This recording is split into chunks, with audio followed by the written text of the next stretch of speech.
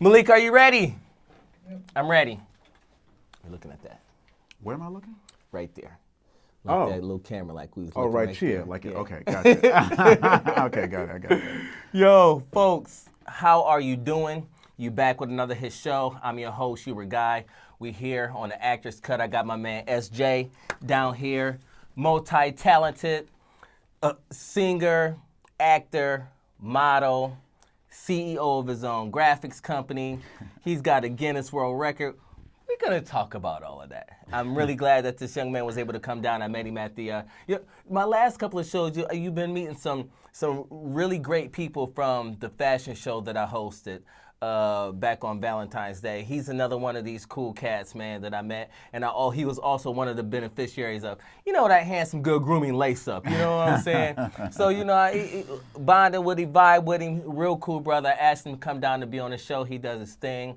Let him know, he's going to let you know what he's up to, what he's doing, what he's about. Hey, with no further ado, my man, SJ, thank you for coming down, big dog. What's going on, brother? Listen, not much, just, trying to make a living, trying to make a living. Absolutely. Go ahead and introduce yourself to the viewing audience right here. Well, as Hubert said, my name is SJ, and I'm a multi-hyphenate entertainer, mainly a singer, actor, and I model and, of course, do graphic design. So that's pretty much it when it comes to me. I do not limit myself when it comes to anything entertainment-wise, so I just keep going and just see what else is new each time I, embark on something else. And look, you see how he's laughing, I'm laughing, right? Because he dropped all that stuff and then he goes, well, that's pretty much it.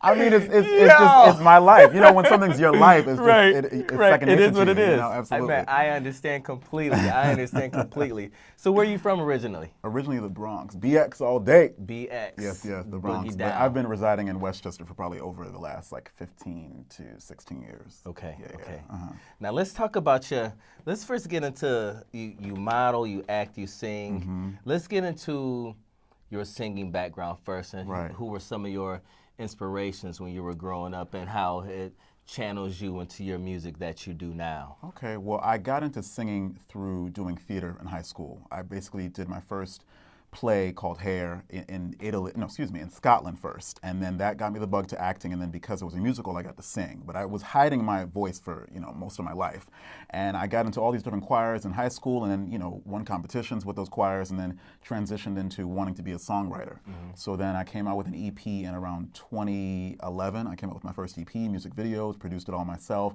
and then when I got into professional world of theater, professional world of theater, that's when I was just like, I need to really sing, right. all the time. So right. that transitioned into many other things, which I'm sure we'll get into the interview later on. Oh yeah. But yeah, that's how. And in terms of my influences, I love CeCe and BB Winans. Mm-hmm. I love Teddy Pendergrass and Lenny Kravitz. So I really have like this hodgepodge. You named some heavy hitters yeah, right yeah. there. I love singers. I love crooners.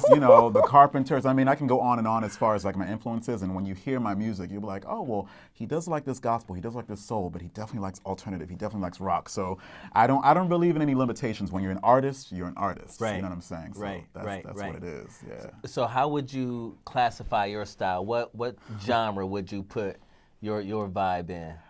You know what I've learned, and I watch a lot of interviews. I will say this about that. I want you guys to classify my genre. I'm going to leave it at that because if I give you a genre, you may limit it to what you see in the store and what you think you've heard or what you think you've seen visually, maybe by my appearance. And you're like, oh, maybe he's a crooner, maybe he's...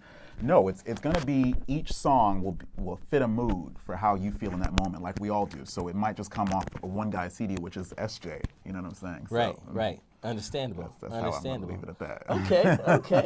Okay. Man, this is what I'm talking about. Like, we getting the descriptive answers, like we getting the down depths. So, like, besides the people that you named, like, who, like, did you like to listen to? Like, who did you like listening to, like, here and there, like, their riffs, their vibes, or anything like that? Because I'm an old school cat. I may look handsomely young. Oh, you good. That's but that I'm shoulder old. off.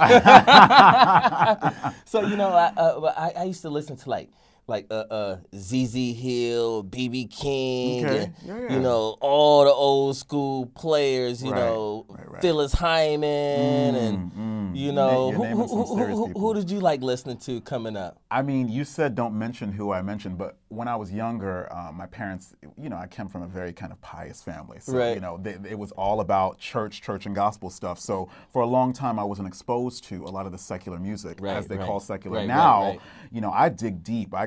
My favorite, you know, era is most likely, or it is the 70s soul. However, I just Yeah. love 80s alternative rock. So it has definitely been, like I said before, Teddy Pendergrass, Bobby Womack, BB and CC Winans. I can't tell you how much the Winans, the brothers, the sister, everybody has Oh influenced man, me. they're great. Yeah, They yeah. are great. Because, man. you know, you mentioned riffs, and I have many friends who love all the vocal acrobatics, but for me, I just like hearing the tone of a voice, which is, Yeah. I think, why people tend to say, oh, Esther, you should go to Broadway. I'm like, well, yeah, Broadway is some of the best vocalists you'll ever meet because Right. they're so versatile. Oh, yeah. So Oh, yeah. riffing is not necessarily meaning that you're the greatest vocalist, Right, but right. I digress, because it's a whole other conversation. A true singer right here. A true singer right here. I'm not a singer. know. So I'm not even gonna.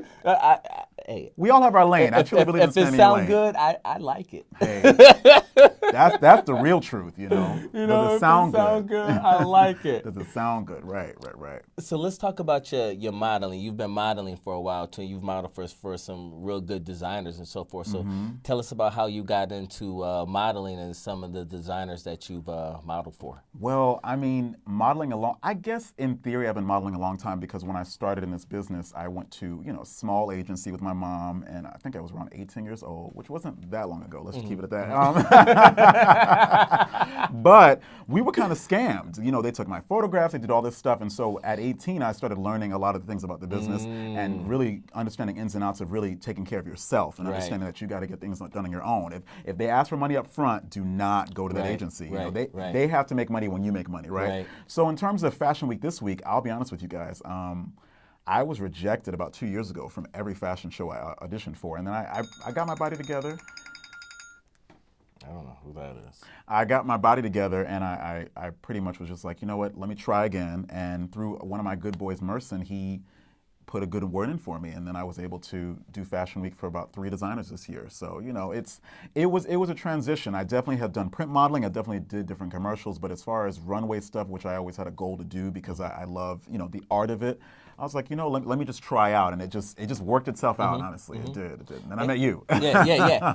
And you know, with modeling, that's like a whole totally different world, man. It's just different. And you know what? I'm glad that you mentioned when you first got into it that you got scammed, because it's a lot of agencies out there that do ask for money up front and, you know, want all of this and want you to come to these classes and do this. Just get a minute or two. Just let people know, you know, what to look for when they're getting into modeling, you know, to avoid, you know, getting scammed and, you know, getting their dream kind of like dampered first when they get into it. Absolutely. So basically when it comes to that, I have a lot of young guys come up to me and say, you know, SJ, I see you pursuing this and you're on this cover and you're doing all this stuff. How did you get there? And I tell them the one thing you need to do is just mind, body, spirit has to be together before you even attempt to, you know, pursue anything in this business. And then when you get that together, understand the business, get some books, go to the, you know, what is that place on 41st Street, the Drama Bookshop. Yes, really, you know, do your research and then ask people like me. But when we're not available to you, you have to do your due diligence to understand that if someone's asking for you for money up front, it's a scam. If they say, you know, you need to be nude for this, it's a scam. You need to really be cautious of people trying to take advantage of you, especially if you don't have someone on your side to say, hey, young SJ, hey, young Hubert, here's some guidance, you know what I'm saying? Right. And as far as, I had my mom. My mother was there, but even beyond her, as I was pursuing it and, you know, becoming a grown man, I was just like, wow, this doesn't feel right. And if it doesn't feel right, it's usually not right. And if, and if it's breaking your pockets and you're making them money and you're not making any money, it's usually not right. So, you know, I mean, I've had the gamut. I've had emails that say, oh, meet at this place and we're going to have a red carpet with these celebrities. And I get to the place and then all of a sudden the tickets are bogus, you know, things like that. So, you know, but that happens less and less when you're around legit people who can really show forth their resume. But if they have nothing to show for, then, you know, you got to be more cautious and more discerning about those things. I would say so. Right, that's very important. Because I've ran into a lot of people as well who've came into those same type of situations, Right. dealing with, modeling companies with, paying thousands of dollars for a portfolio. Don't do that. And, and then not getting anything, and they're saying, oh, we're going to get you this job, and all of these jobs, they'll start coming in, and then there's nothing. So you really have to be careful That's right. with who you deal with. Like you said, do your research, really find the legitimacy of whatever agency that you are looking to deal with. And that's the word, legitimacy. Yeah, That's what I was wanting to say. Absolutely. Oh my Absolutely. God, it's very important, because you deal with the wrong person. That could be like the end, not the end, but it could be very detrimental to your career. Dealing with that wrong person the first time, they can get you locked into a bad contract. Right. They can have you or not have you do anything. So you just got to be careful with who you're dealing with. Save your coins. I'm telling you. Save your coins. Save your coins. Hey. There's all kinds of fancy new phones out here. You can do your own photo shoot now. Hello? You know what I'm Get yourself saying? some lights on that iPhone. Listen, there's all types. I've even bought lenses before, Yeah. Best believe, not every Instagram photo is by a huge photographer on mine. Right. So, Right. telling you that Right. right now. Keep that content up. Right. You got to know what to do and how to do it. You got to Listen. know how to make means happen. You And got to. come on, we have YouTube right now. Right. YouTube There's has no everything excuse. You could learn how to make, eggplant parmesan and then learn how to do a whole photo shoot in like an hour. Right. So there is no Technology is excuse. crazy, right? That's it, man. Yes. Man. Yes. I used to tell my son, I still tell my son, he's 10. I'd be like, dude, it took me 30 seconds to make a phone call back in my day. It was 9. Right. Right. 6. Right. Well, I I'm wouldn't like, know about that. But I'm like, y'all got it good nowadays. no. Oh, yeah, we do. Flat Yeah, we screen do. TVs, tablets, smartphone. I didn't have a phone until I was 30 years old. I had my first cell phone. Wow. I had a pager up until then. My son, Well, my 10-year-old son has a phone. But times are It's different 2018, now. And he so. really needs one because, all kinds of stuff be happening in New York City. And That's I need right. to know, when you get out of school, give me a Right. call, let me Right. know where you at. And he can take a You know what I'm picture of saying? whatever the situation is real quick. That's the beauty. Anything. It's the gift and the curse because now Yeah. we're under surveillance by everybody. Everyone's Yeah. paparazzi. And so Yeah. there's a balance there. But, you Yeah. got to use it sparingly. You Yeah. got to know how, how to do it. Yeah. Let's get back into some more of you. Sure. Let's talk about your graphic design company. Let's talk Sure. about that. So tell us the name of that and tell us exactly what you do with that right there. Okay, thank you so much. So I run B-Tone Studio, which stands for Baritone Design Studio because I'm a singer and I'm a baritone. So Very nice. I figured always tie in. I love cross-promoting. got to. I cross-promote like a mother, okay? Listen, I hate when people have like 18 different Disconnect, names. don't know what they're talking about. Like right. everything is Yeah. either HUBERT, is HUBERT Guy. Sure. There's nothing else.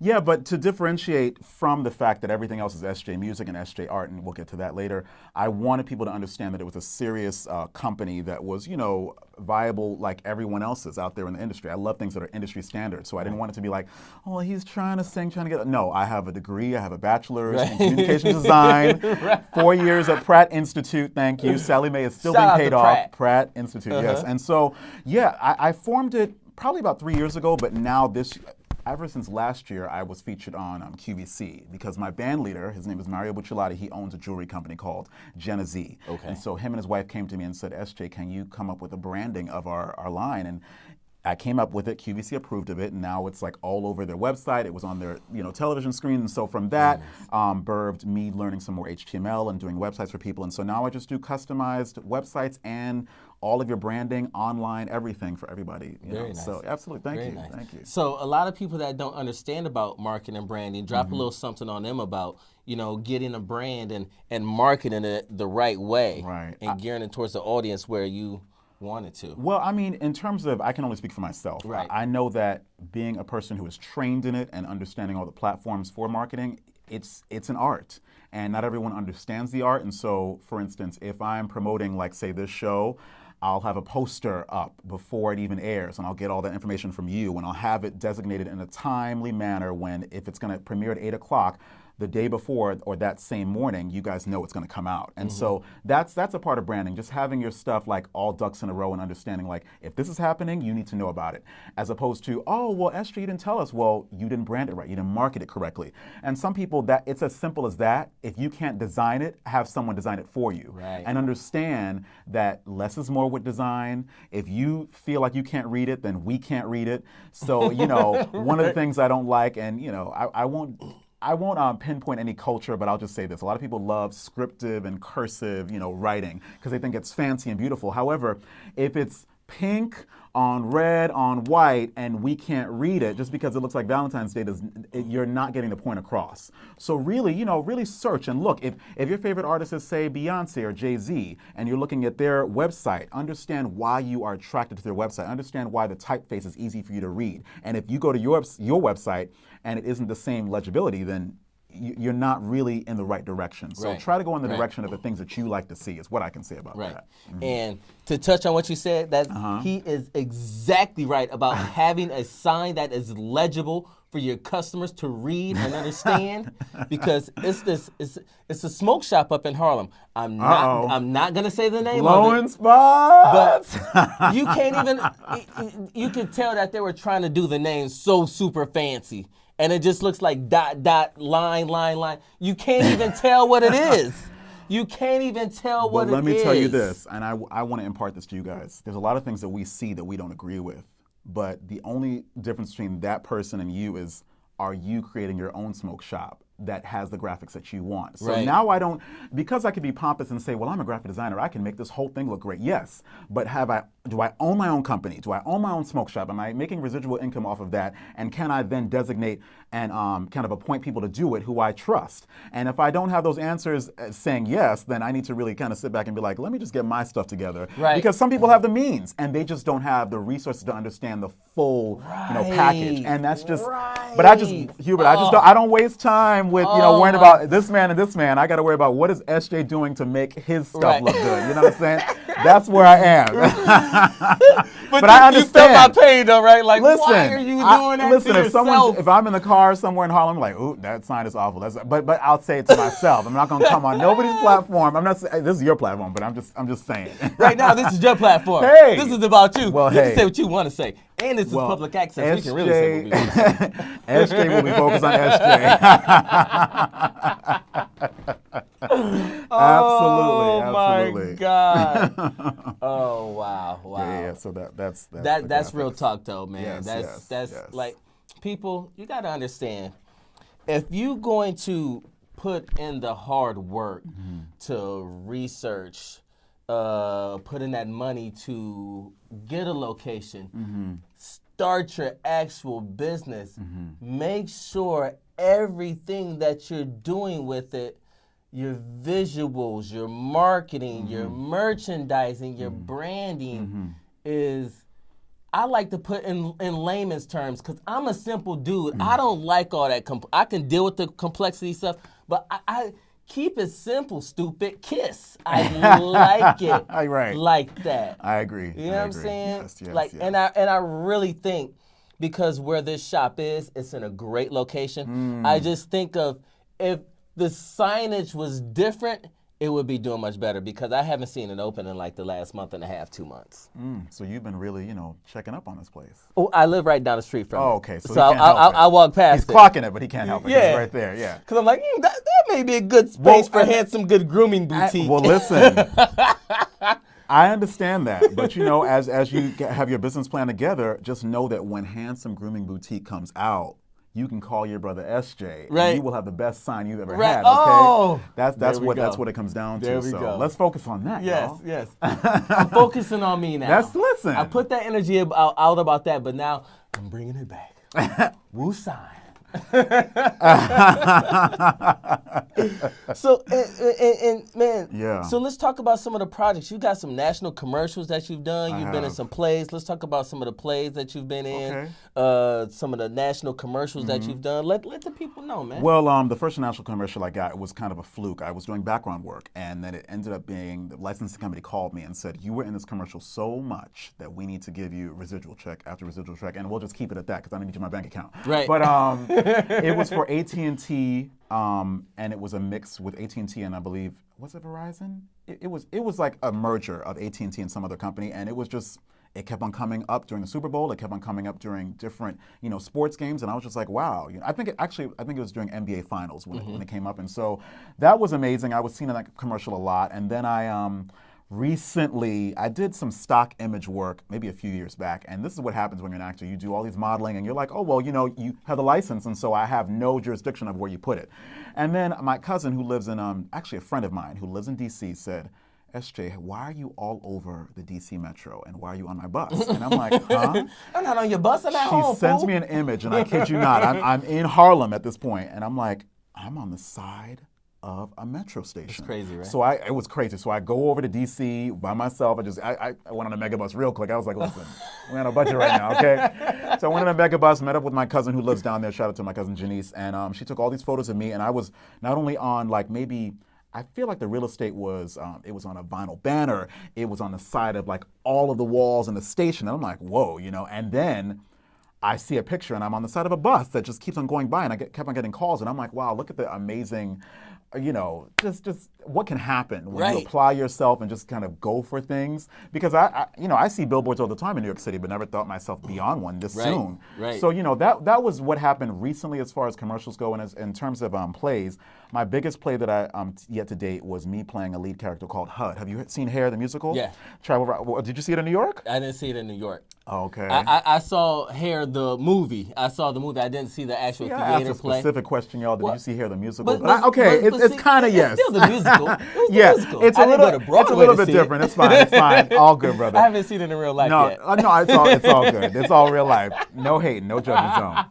All right, so I did the tour in Italy, and I did the show in Italian, which means I learned all the words in Italian phonetically, and all the songs were in English. And so that was, a few years back, but I got to live in Italy for around 2.5 years, and I got to go to Germany, Switzerland, London. I got to really explore Europe, and I really encourage everyone, especially men of color, or just black men, to really explore beyond the four walls of your hood or your house or even your 5 boroughs. You gotta explore. You got to see the world. It's changed everything about me. Why do you think I have this beret on? Come on. No, I liked berets before, but I'm just saying, they did think I was from somewhere other than America when I was over there. I'm like, listen, this is my whole life, so hair. You have to get multicultural. You do. I mean, especially if you want to be a broad artist, and not only appeal to other people, but appeal to every part of your senses that says, yes, I can do this, yes, I can reach out on that, and not feel afraid of tapping in, because we're only afraid of what we don't know half the time, so I'm not afraid no more. Right. Mm-hmm. He's not afraid. He's in charge. He's taking it head on. Absolutely. And making things happen. Absolutely. And this is what we do. Mm-hmm. Did we talk about your Guinness World Record? No, we didn't. Let's talk about that. Did you look it up? Did you go to my site and look it up? I didn't. So you don't know what it's for? I wanted you to drop knowledge on me. I wanted to be excited just like the viewing audience. So I can't give you an example because you would have to pan down, but I have a Guinness World Record for something called a 20-meter, and in London it's called a bum scoot. In America, it's called the 20-meter butt scoot. And so how that happened is, once again, I was just one of those survival actor jobs where you can kind of do survey type of things with other actors to bring traffic towards a certain program or activity that's happening. I should say activity. So the activity at that day was a Guinness World Record meets True TV in Times Square. And so we had to do everything that was there, from putting glasses on top of a pyramid to throwing a basketball inside a hoop. And then one of the things was a 20-meter bum scoot. Now this was on a 20-meter kind of runway. And it was like a slick runway. I don't know what it was. Maybe it was plexiglass. And you were supposed to scoot your behind fast as you can down this 20-meter. And this is the motion. If you saw me, maybe you can see. So I'm going like this. I did it the first time, and I did it pretty quick, and it was around 23 seconds. And then I did it again, and it was 20 or 21.0 seconds. And little did I know, I'm just there doing my job, getting my whatever amount of money I was getting an hour. And they said, SJ, you just won a Guinness World Record. And they had everyone come out, True TV, Associated Press. We had Huffington Post. We had all this stuff. And if you go to sj.com, you can see the video. But it's like all, and I'm like, huh? I was just here to get, I probably made $100 that day, but I really got a Guinness World Record out of it. So I'm just like, wow. That's crazy. It was absolutely insane. What comes with a Guinness World Record? Just a Guinness World Record? They give you 2 plaques. They do not give you money. However, what was crazy, honestly, I saw Who Wants to Be a Millionaire has a Guinness World Record edition, and I was sitting at home like, I brought up my Guinness World Record on Instagram. I was like, anybody have a producer they want to call because I have a Guinness World Record. I want to be in Who Wants to Be a Millionaire. And and I'll just say I called certain places like, my school has a plaque wall where it has all the accomplishments of people, and I called to see if they could, and literally the answer was, you wouldn't get a plaque for that. And I was like, okay, just wait. In the words of Alexander Hamilton, just you wait. Just you wait. Just you wait. All right, I won't get a plaque for that, but we'll see what happens, later on. You'd be like, I should have gave that shit that plaque. But, right. It's all good. Right. Rejection is God's protection. We're not going to want your plaque. And we're not going to want your plaque then. Yeah. That's him. Once again, I'll speak for myself. I want that plaque. I want the plaque. Yeah. Acknowledge me. All of that high school acknowledging. Listen, I'm just saying, the speakings of the host does not reflect on me. No. It's like a what's that? A disclaimer. Right. He said that, not me. I'm back here, SJ. We gotta speak for ourselves. When I say I'm in my lane, I'm very good in my lane. Right. You gotta be. You gotta be. It's the only way to stay focused, bro. Only way to stay focused. Yeah, absolutely. Oh absolutely. man, this has been a great interview. Yes.